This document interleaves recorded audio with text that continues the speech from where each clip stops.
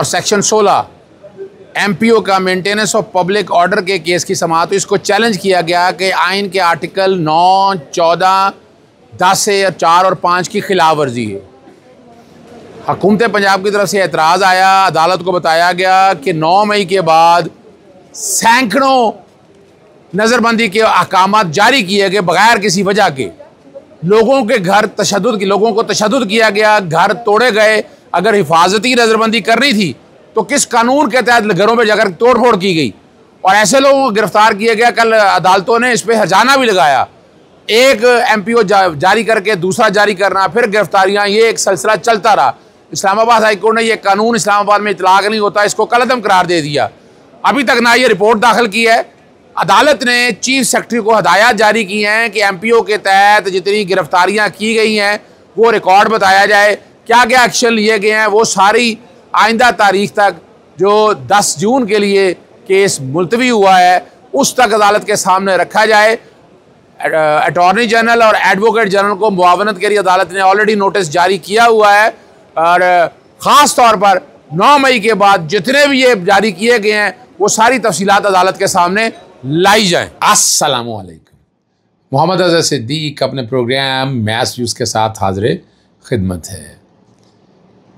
22 मई 2024 बुध का दिन है और आज बहुत आम 190 मिलियन पाउंड के केस की समाअत हुई और साथ साथ साइफर के केस की समाअत अभी जब प्रोग्राम अपलोड हो गया होगा उस वक्त हो रही होगी। उस पर तफसीली आज तो यकीनी रखिएगा कि अगर आज आर्गूमेंट कंक्लूड हो गए और तो इमरान खान साहब की बरियत यकीनी है। इसमें अल्लाह ना करे इस पर कोई प्रेशर हो, मैं नहीं समझता।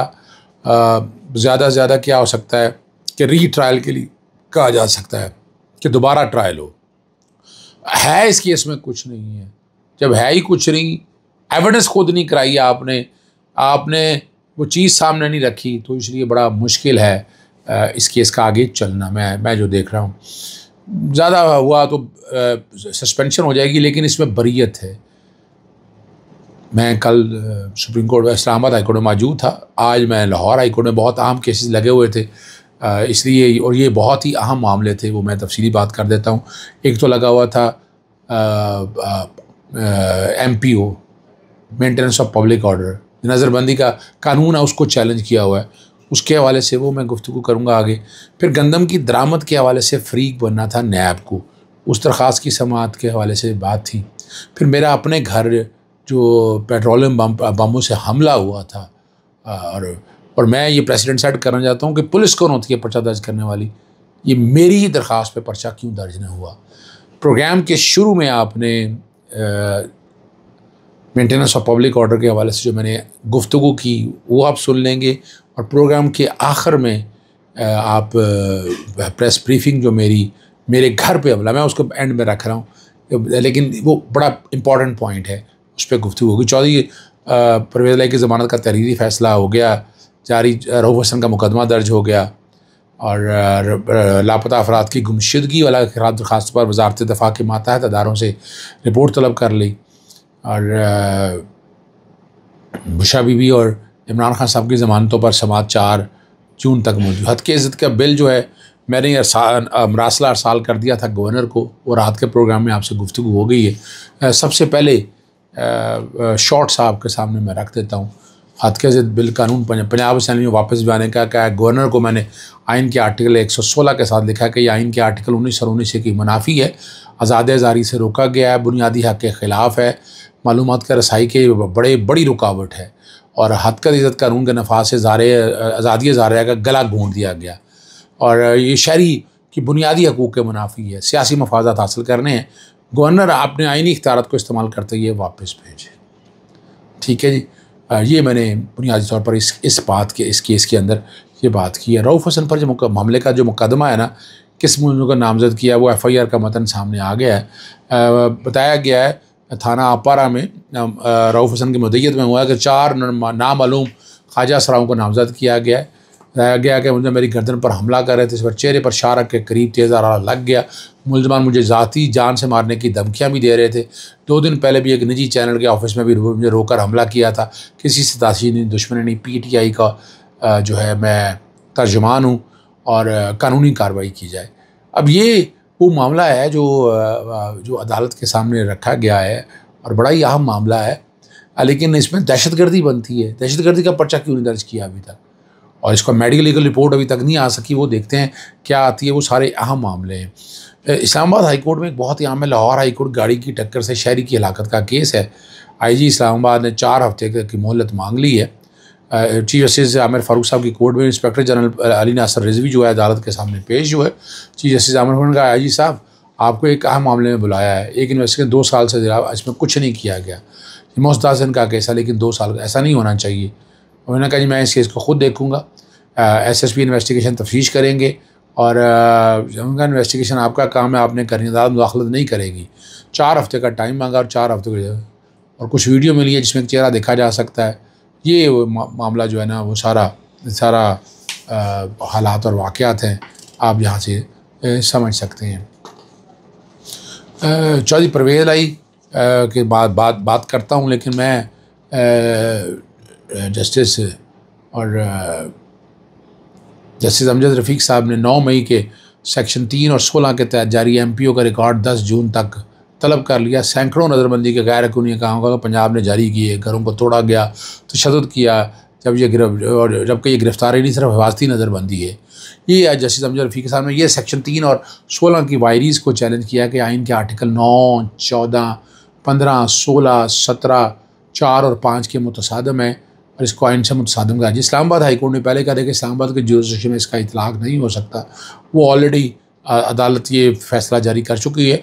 यहाँ 10 जून के लिए ये केस मुलतवी हुआ है और उस वक्त तक चीफ सेक्रेटरी से रिकॉर्ड मांगा है। चीफ सेक्रेटरी सारा रिकॉर्ड लेकर पहुँच प्रोग्राम के मैंने जो गुफ्तगू की है मीडिया से वो सुन लीजिएगा। हवाले से मुतफरक दरख्वास्त की समाअत हुई जिसमें अदालत को बताया गया कि नैब भी रेलेवेंट फरीक है, नैब ने कुछ नहीं किया, अरबों रुपए की गंदम दरामद करके पैसा बना लिया गया और जो हमारा किसान है उससे ये राइट नहीं दिया गया और लोकल गंदम परचेज नहीं की गई। बहुत बड़े लेवल के ऊपर करप्शन हुई है, इसलिए नैब मुतासरा फरीक है उसको पार्टी बनाया जाए। अदालत ने उस दरख्वास्त पे ऊपर नोटिस जारी कर दिया। चौधरी परवेज़ लाई का तहरीर ज़मानती फैसला जो जारी हो गया, जो 7 सफ़ा पर जारी किया है। प्रोसिक्यूशन की जानिब से परवेज़ लाई से 41 लाख रुपए की रिकवरी का कोई जवाज़ नहीं। वकील के मुताबिक प्रोसिक्यूशन को रकम बरामदी का फ़ायदा नहीं दिया जा सकता। भर्ती उम्मीदवार के नताइज जुलाई में जारी कर दिए थे और जालसाजी नामुमकिन है। जिम्मेदारी है कि मुलज़म पर जुर्म साबित करे जिसमें वो नाकाम रहा।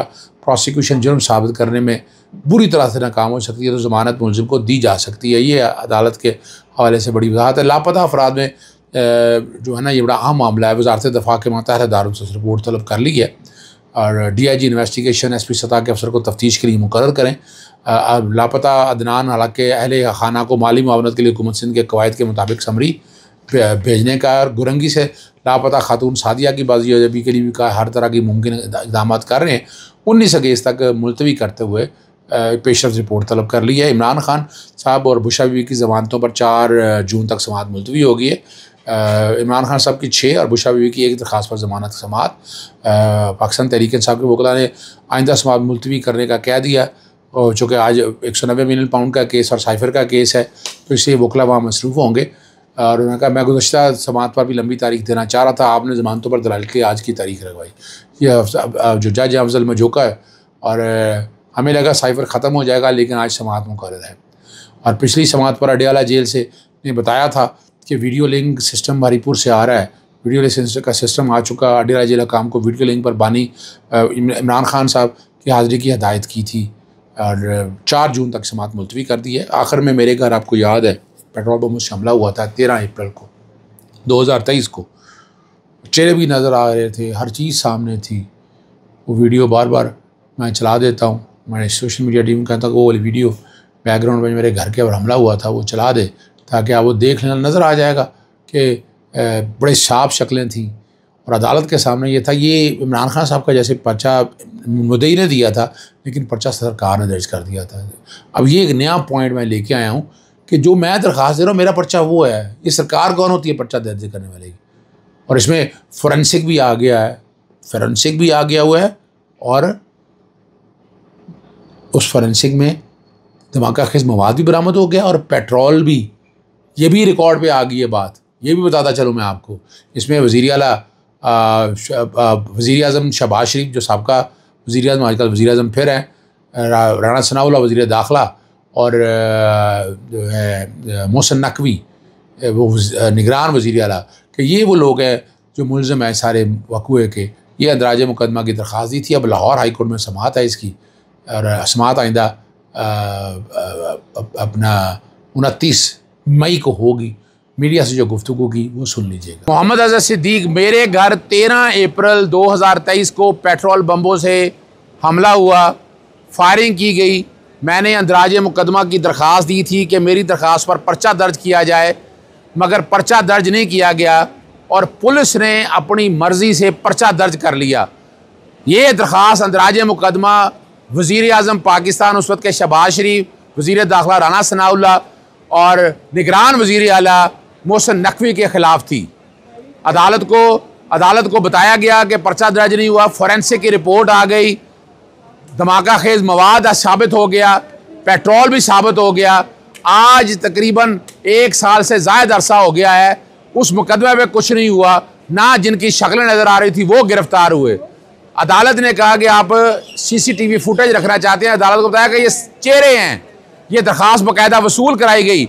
उससे अगले दिन ही मैंने सुप्रीम कोर्ट में प्रैक्टिस एंड प्रोसीजर एक्ट की समाअत के लिए जाना था और जाने से पहले वो दरख्वास्त अंदराज मुकदमा दे दी गई। पुलिस ने बदनीति से वो मुकदमा दर्ज किया और अभी तक उस पर कोई कार्रवाई नहीं की है।